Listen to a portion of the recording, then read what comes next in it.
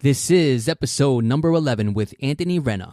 Nobody cares how much you know till they know how much you care. And I think the best coaches really care about the people that they're working with and really care about helping people. Because they care, they always try to make it simple. It's always about being good at a few things and really focusing on the basics. What's up, and welcome back to another episode of Anchors of Health, where it's all about learning from the greatest and brightest minds on the four essential anchors of health, which is mindset, nutrition, movement, and recovery. I'm your host, Bill Choi, and today's episode is with Anthony Renna, who's a trainer and fitness education content provider who's been in the fitness industry for the last 14 years. He opened one of the country's first facilities dedicated to golf fitness back in 2008. He's also a pioneer in the world of podcasting because he had one of the first podcasts dedicated to trainers and strength and conditioning coaches called the Strength Coach Podcast. He also has some other ones you'll hear about later in this episode, and you can find him at continuefit.com. In this episode, he talks about the biggest mistakes or misunderstandings surrounding fitness for golf, the common issues and limitations he sees with the average golfer, how to go about designing your own workout routine. And it's not only just for golfers, it's a workout template that anyone can use. And I actually created a free download of this template that he talks about. It's a plug and play template, and you can get it for free at anchorsofhealth.com/11. He also talks about the common thing he's learned from interviewing the best coaches in the world, what parents should do in terms of athletic development for their kids, and so much more. You're going to love this one. So let's jump right in. Here it is. Anthony Renna, welcome to the show. Bill, thanks so much. Looking forward to this. So Anthony, the Strength Coach Podcast was one of the first podcasts I ever listened to back in 2007. Just about listened to almost every episode, and I can't believe it's been a decade since you launched it. So first off, I just want to thank you for everything you've done and continue to do for the fitness community, because it's been a huge resource for me. Cool. Well, you know, what's interesting is as we record this, it's almost to the day that it's 10 years. Yeah, it's on your website, October, right? Yeah. That's awesome. Very cool. So about a year after you launched the Strength Coach Podcast, in 2008, you opened up one of the country's first facilities dedicated to golf fitness called 5 Iron Fitness in White Plains, New York. So what would you say are the biggest mistakes or misunderstandings surrounding fitness for golf? Okay, so you only need to ask that one question because that's going to be about 45 minutes. So, well, first of all, let's go. There's a couple of them. Not thinking about the demands of the sport, and we'll talk a little bit more about that in a little bit, probably with my philosophy on the whole thing. But, you know, people not looking at the demands of the sport, not just doing their own kind of due diligence on that, even if you don't want to go to a trainer.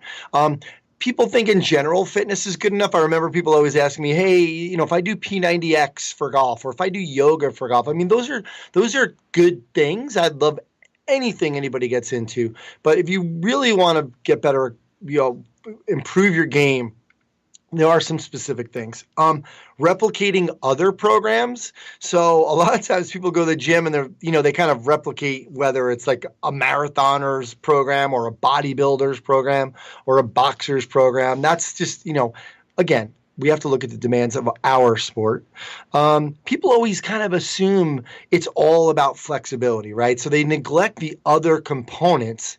I had a questionnaire that people would fill out before they came to see me. And I knew they were coming for their first session. And one of them would be like, what are some goals that you have for your golf fitness program? And it's always number one, I need to be more flexible. So you need to think about some other things. Again, we'll talk some more about that. Swinging weights like golf clubs. So replicating the golf swing is not a good idea. Leave the golf for golf, and we'll try to work on some global movement patterns and some different things in the gym, but don't take the weights and think you're going to strengthen your quote unquote golf muscles. Too much focus on rotation. I think people don't understand that there's a lot more to the give and take with what would be stability, which is the ability to control motion, and mobility.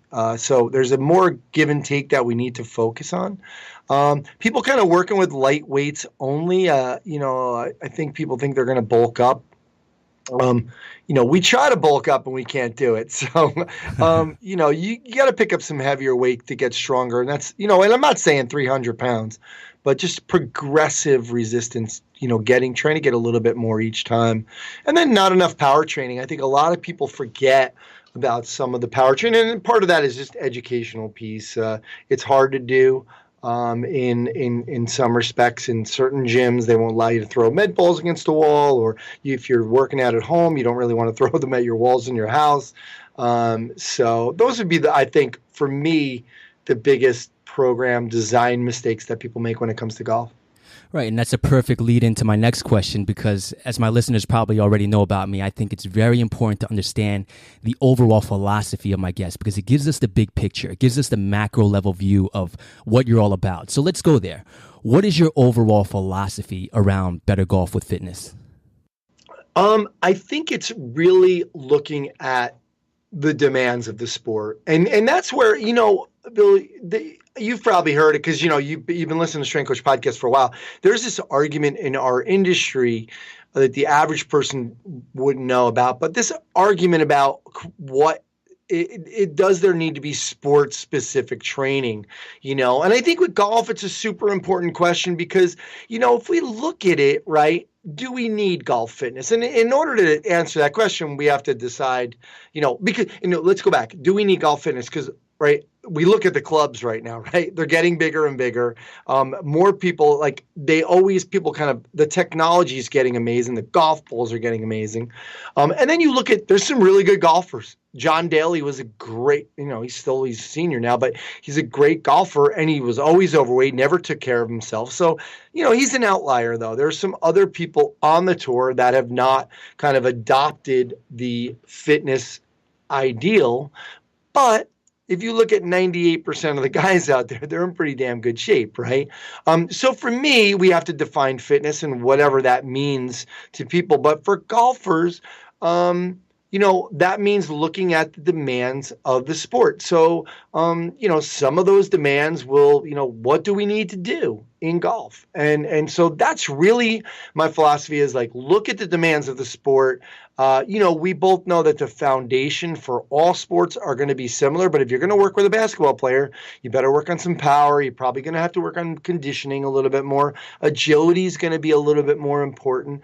So there's certain things there that they need to work on, and then there's certain things that we need to work on. So I always say, please make sure you're looking at the demands of the sport and the golf fitness priorities.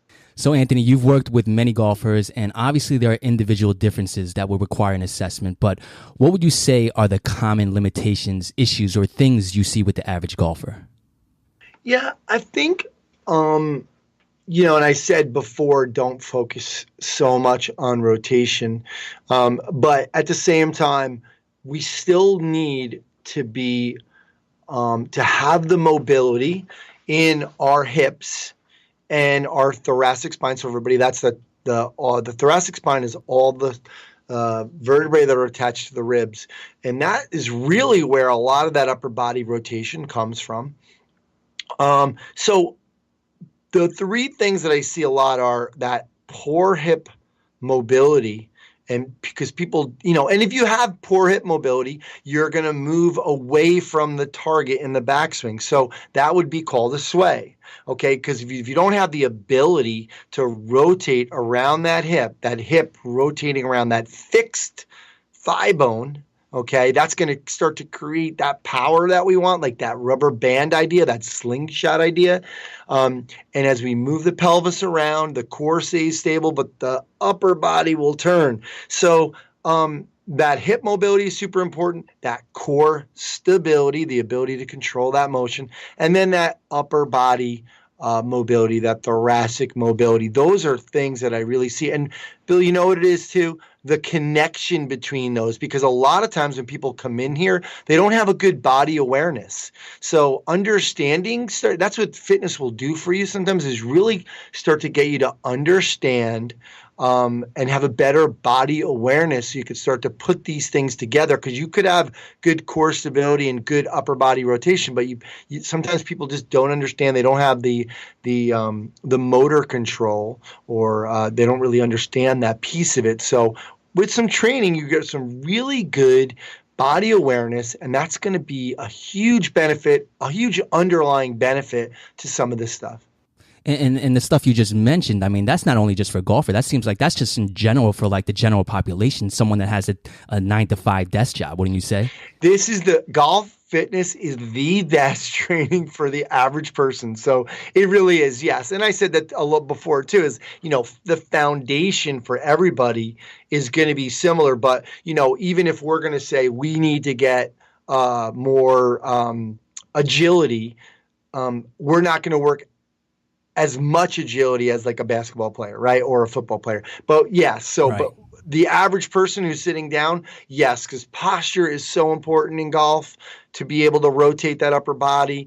Somebody who's sitting down a lot gets a lot of hip tightness. And like what I said before, that's really a big limitation, is that hip tightness. And then that poor posture creates the upper body stiffness as well.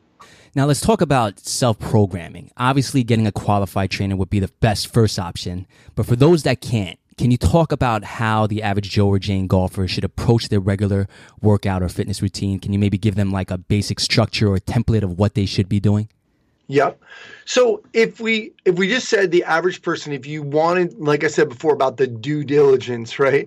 If we wanted to take a good general approach to this stuff, let's write down a list right now. Okay, what are some of the things that I need to do as a golfer? And doesn't matter how many things you write down now, but if everybody got a pen and just wrote down rotate, I need to rotate through the hips, and I need to rotate through that upper body, through that thoracic spine. Okay, great.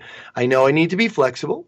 I know I need to be strong. You have to be strong enough to withstand the forces of the golf swing, right? I need good control. I need good balance. Golf swing is really just a move to the right foot and then to the left foot, right? I need good coordination. I need to be powerful. The average person's swing speed is probably in the 90 mile an hour area.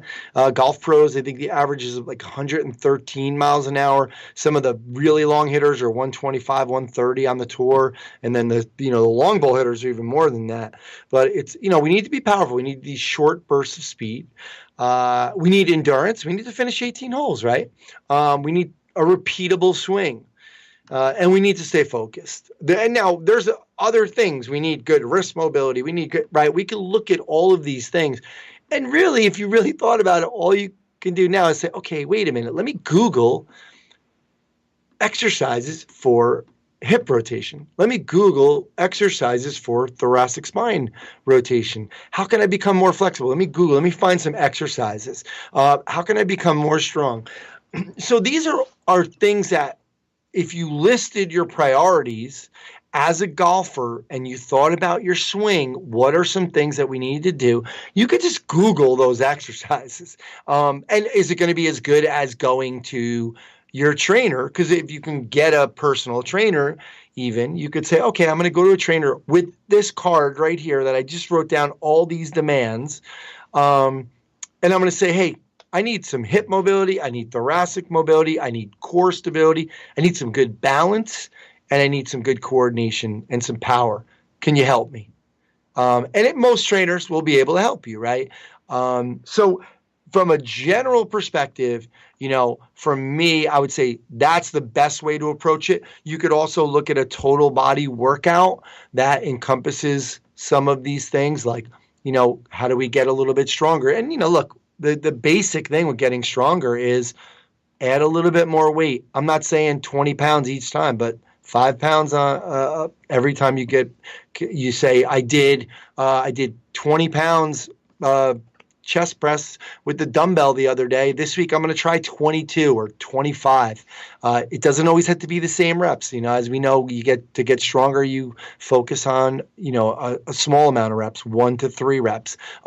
For the general population, I'd say keep it up a little bit more just to be safe. But just to think about adding a little bit more weight here, adding something like some plyometrics, some basic plyometrics, just maybe some skaters back and forth. So you can imagine going skating back and forth. That would be a good plyometric to use because, again, in the golf swing, we're going from the right to the left side. And we have to not only create force, but we have to decelerate. We have to be able to slow down our body. That's going to keep us that's going to help us keep healthy. Throwing some medicine balls around. That's going to help not only with our power, if we throw them as fast as we can, but coordination. As many things as we can do to kind of keep coordinated. So from a general perspective, Bill, I think looking at the priorities, and I keep going back to this, the demands of the sport, writing those down, and then just trying to figure out how do I get a bit more rotation in my hips? How do I get more flexible? How do I get my butt really strong? How do I get stronger glutes? That Titleist Performance Institute considers that the king of the swing, the glutes. You have to have strong glutes because that's where a lot of your power is coming from. So these are just things that you can general things that you can do to help yourself get better. Gotcha. Thanks for sharing that. And, I kind of want to give my audience kind of like a visual of this. So, and I know your demographic at 5 Iron Fitness was primarily general population. Am I correct? Same as what you have. Yeah, here. So can you walk us through an example routine? Someone that's coming to see you maybe twice a week. How would you kind of walk them through? Because I know you're probably going to start with foam rolling, right? Yeah, we do. Can you kind of walk them through maybe like just a general template? Sure. I like to kind of think of our whole program as starting from the ground up. So we're going to start with mobility, and what I'd like for you to do is get on a foam roll. And there's almost like no way to do a foam roll wrong. Think of wherever there's some muscle, you can just kind of work on that. But from our perspective, let's just focus on the hips, our butt, our hips, our hip flexors, the front of the thigh, and then our upper back. Focus on those things with the foam roll. And then I would say go into some basic on the ground movements, like some bridging. So on your back with your knees bent, you drive your heels into the ground, squeeze your butt into a straight line between your shoulders, your hips, and your knee. That's a bridge. Do some of those. Turn over, get into a plank position, get some planks going.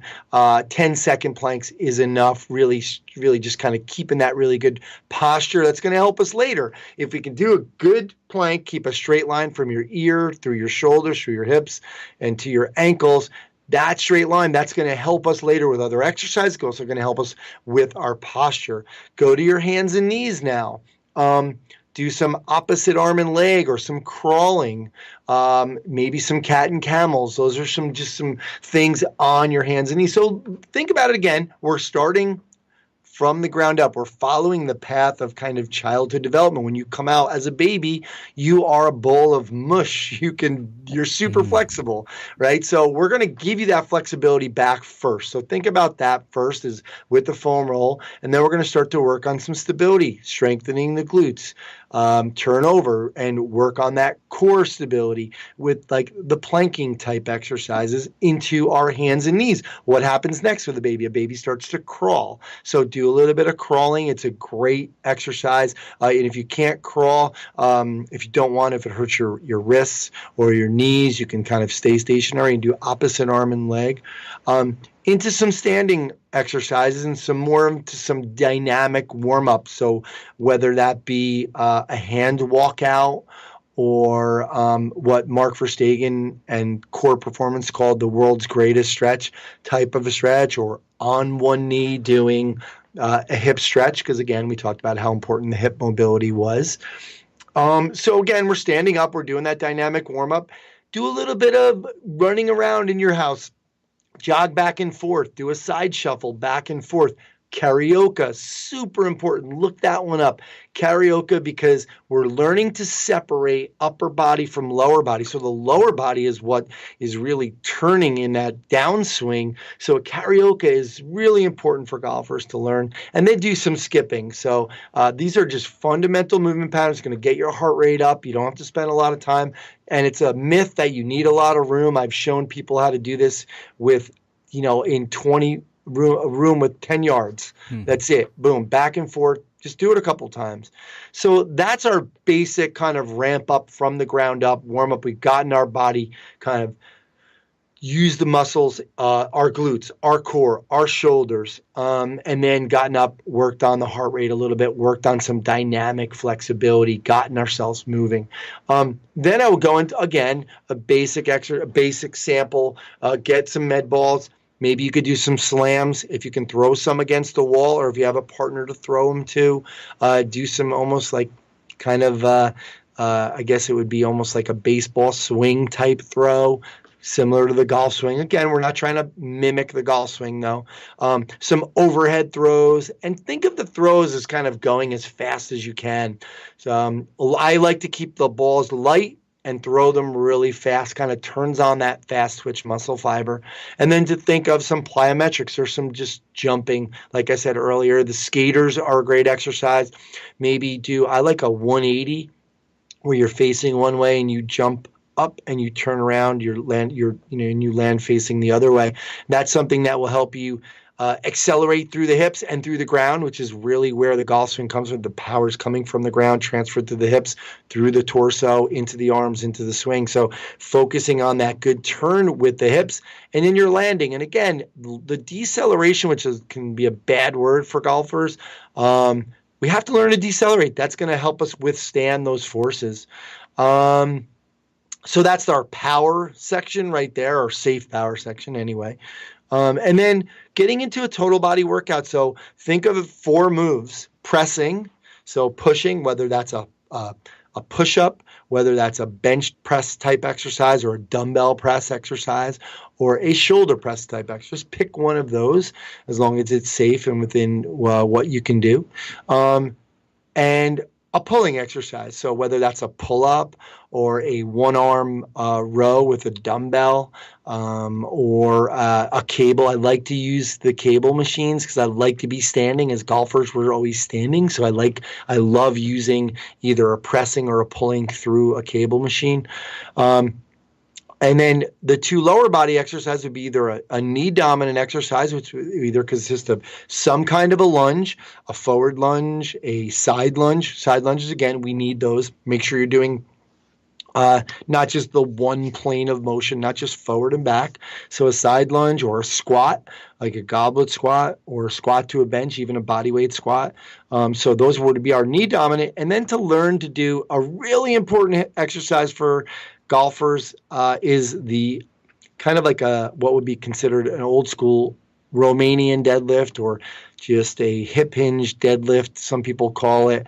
Those are really good because that's kind of mimic our posture. We really want to get strong in our backside, in our glutes. So I think the Romanian deadlift, and it's really easy on your knees. So some people out there who kind of complain about, squats hurt my knees or lunges hurt my knees. I've had people doing the Romanian deadlift type exercise with they didn't have any meniscus and it didn't hurt them. So there's no excuse not to do that. Some of the deadlifting and single leg deadlifting, great exercise for golfers. Also kind of bang for your buck, working on some balance. So I like to kind of with that piece of it say, okay, one press, any movement, I don't care what it is. Then do the knee dominant. So you do upper body, lower body. Then you do another upper body. What do we have to? We did the press, so now we got to reverse that. We got to do a pull. Pick a pull, whether it's TRX row or a pull up or a lat pull down or a one arm row. I don't care what it is. And then a deadlift. So the Romanian deadlift. So those are our 4 main movements. I would add a cardio interval there, only for a minute. So I love to use a bike, go hard for 5 seconds, because as golfers, we are trying to exhibit short bursts of power all day. So 5 seconds is enough. Go as hard as you can. Give yourself a rest for 15 seconds. Go hard again for 5 seconds. Give yourself a rest for 15 seconds. Hard again, and then do a core exercise, whether that's a plank, a farmer's walk, or a belly press, which is another great exercise for golfers. A belly press, look that one up. It's you get a cable, and the machine would be to your side, and you would start with the cable on your belly and then move it out. So the cable is trying to pull you either into a sway or a slide. So if you're a golfer, you know what that means, pulling you to the side, and you're resisting those forces. So upper body push, lower body knee dominant, upper body pull, lower body hip dominant, interval training for just a minute, really quick, short ones, into a core exercise, then pick a stretch that you're tight in. So either a lower body stretch or an upper body stretch. I don't really care. You pick it. You're the one who knows where you're tight. But those 6 things in a circuit, to me, are gold, or 7 things, I should say. Upper body press, lower body knee dominant, upper body pull, lower body hip dominant, interval, short intervals, core exercise, stretch, rinse, and repeat. Awesome. That was a fantastic description. And really, that's just a great template that people can use. And you can literally plug and play. Like the push exercises, you can do something that day. You can use another exercise for a pull exercise on another day, and so forth. So thanks for sharing that, Anthony. Absolutely. You're right. And nobody has the plug and play is a good way to say it, because you don't have an excuse here. If you say, well, some meatheads were using the dumbbells, okay, do push-ups. Somebody was on the TRX, do a lat pull down. There are things, if you don't have any weights, just do it body weight with, the lunges or the side lunge or squat. There's no excuse not to get something in. Right. And I hope our audience appreciates that this is not just something that Anthony just put together. Like, there's a reason why he suggested the things he did in the order that he did. So there's a lot of thought put into this. Absolutely. Now, I kind of want to switch gears a little bit because, as I mentioned earlier, you've been interviewing some of the best strength and conditioning coaches in the world since 2007. So what would you say all the great coaches have in common? I mean, I think number one is passion. Okay. And I just was talking to somebody else on another podcast about this is, one of my favorite quote in the business was, nobody cares how much you know till they know how much you care. And I think the best coaches really care about the people that they're working with and really care about, helping people. That's number one. Number two is, because they care, they always try to make it simple. And I think the simplicity of the best coaches, the best things in life it's always about being simple. It's always about being good at a few things and really focusing on the basics and being really good at the basics. So I think that's what the coaches, you're a listener of the Strength Coach podcast. So Coach Boyle's favorite thing is keep it simple, keep it simple, keep it simple. He's always talking about that. Mark Verstegen, the same way. And we just talked about that program over, because you've listened to the podcast and you're a trainer, you understand it because you get it. Somebody might have listened to that and said, wow, that just seems really hard. But as you know, it really wasn't a big deal. It was a plug and play, push, lower body, pull, lower body, core, cardio, core, stretch. Right? If we just said those words, if I said that to you, you're like, cool. Oh yeah, I got it. Bam, I'm going. Now it's plug and play. So I think for me, I try to teach people those things is it's got to be simple. You got to understand it. And that's how, because we both know consistency is the most important part of a fitness program. If you can be consistent over time, then that's where you're going to make the most improvement. So the simpler you keep it, the more likely you're going to be consistent. And you've also interviewed Michael Boyle for 10 years. He's just for our listeners, for them to know, he's a top strength and conditioning coach, someone I've been learning from for a very long time. And you've also been a partner in his business. So what would you say is the biggest lesson that you've learned personally from him? I think more of a reminder of, like I said, keeping it simple, but understanding. Mike's favorite thing too is, become a certified nice person. He's always, if he recommends one book, it's How to Win Friends and Influence People. It's being the friendliest guy in the room, right? Being the most enthusiastic person in the room, being the most passionate in the room. Always like it's a conscious effort too. I think with Mike's always been so accessible to so many people, and it's a good lesson because I always think, man, he's just as busy as I am, but he's got a million more people after his time, and he still makes time. He answers emails right away. He answers questions as best as he can. He loves what he's doing. In this again, that passion has shined through. So, kind of going back to some of the things we said before, nobody cares how much you know till they know how much you care, and that's the simplicity. Of what you're doing and trying to be really good at a few things is probably some of the most valuable lessons I learned from Coach Boyle. Great stuff. So we definitely have a lot of parents here that are listening that have young kids. So what are the typical mistakes you see parents make in terms of athletic development for their kids, and what advice can you give them? Number one, we got to make this stuff a lot more fun. It can't be a chore to go to either even to the gym or to the sport.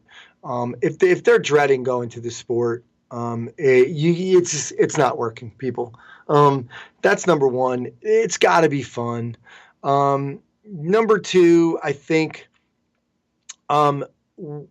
early specialization is killing a lot of these kids. And that's really the parents, they're looking at a scholarship for their kid at like 6 years old. Play as many sports as you can. Get them involved in as many as you can up until they're 13 or 14. If they want to pick one at that point, that's fine. But you don't want them to get burnt out. This is supposed to be fun. There's a lot of other lessons that they need that they're going to learn from playing a team sport. So, make it fun. Expose them to as many sports as you can, because they're going to pick out the ones that they're good at or that they like to go to. They're probably going to like the ones that they're good at, which is probably genetic predisposition. From the perspective of training, try to simulate whatever you can as a parent, that old playground mentality, because I'm 50. So when I was kind of the last generation that had the unorganized sports. I mean, we went out, whatever season it was. If it was football season, we played football, unorganized. I'm a hockey guy, so we played hockey almost every day anyway. But, baseball, we didn't play baseball until the spring, and, it came on. And then, so we did so many things. And if you look at some of the best programs in long-term athletic development, it encompasses so many different skill sets, like jumping and running and skipping and hopping and pulling and pressing and all of these different, and throwing and striking the ground, and striking like a tennis racket where it's not on the ground, or like a baseball, and striking the ground would be like hockey or field hockey. There's all these different things that you do as a kid on the playground and play unorganized sports, and let them go out there, let them do their thing, and be creative and make their own rules. That's a really important piece of it. Fantastic advice. So, Anthony, this podcast is all about simplifying health and finding what works for you under 4 main anchors. So as a final wrap-up question, what are the biggest things that have worked for you personally to anchor your health from a mindset, nutrition, movement, and recovery standpoint? For me, mindset would be understand that this is a marathon. It's not a sprint. So, for example, earlier in the year, I lost a bunch of weight. I sold my gym, so I finally could lose some weight. But, one thing I do, I live on the 25th floor of my building. I said, every day I'm going to walk up once a day at least. I have to walk up. Now, is that going to make me lose weight? No. But it's another thing over time that I'm adding, that I'm spending, I'm burning a couple more calories, that I'm, getting the blood flowing, that, which has other benefits, obviously. I also use that time to listen to something on the, an audio book, and a little extra time instead of being on the elevator. The mindset of just, look, these are little things. I go for the rest piece of it. I make sure I go for a bike ride. as much as I can in the summer. I just go up by it. We have a 4-mile path to the dam, to the Valhalla Dam, and I get on the bike and I listen to something, and it's just my time. It's a time for me to break. Having those times in the day are really important. So that piece of it. Trying to get better sleep. People don't realize how important sleep is, and everybody should get the book Sleep Smarter by Sean Stevenson. They give you so many tips. Again, like you and I were talking about with the program, there's no excuse. When you read Sleep Smarter, there's no excuse to not at least take away 5 things that you could be doing better for sleeping. And I think what I learned about myself with nutrition was it's all about associations, and that's for me. Okay. So I go to a lot of hockey games or I go to a lot of concerts. I always associated like having a couple of drinks with that. And during the time that I lost weight, I said, no, you're not allowed to have any just for now. But it was okay to go to that game without a drink, or it was okay to go to the game without having some of the food that they have there that's usually a little bit extra calories. It's okay to go to a concert and not have a couple drinks. So I had all these associations, like being relaxed with a couple of glasses of wine. It doesn't always have to be that way. So those were some things like for me with nutrition that was really important. So I think understanding, look, people, it's not a sprint, it's a marathon, and if you take these little things, they're all going to add up. The book Legacy had a great way of putting it, the Kiwi Kaizen, and Kaizen is just like improvement, everyday improvement. And if you made 1% gains in 25, 30, 50, 75 areas of your life, think about how important or what an impact that would make. So little things like that, like, having a little bit more water, having a little bit less, maybe bread or candy, reducing some just portion size just a little bit, and, taking the stairs more, taking a little bit of a break, trying to get a little better sleep. Those are all little things that all added up to a much, much better health.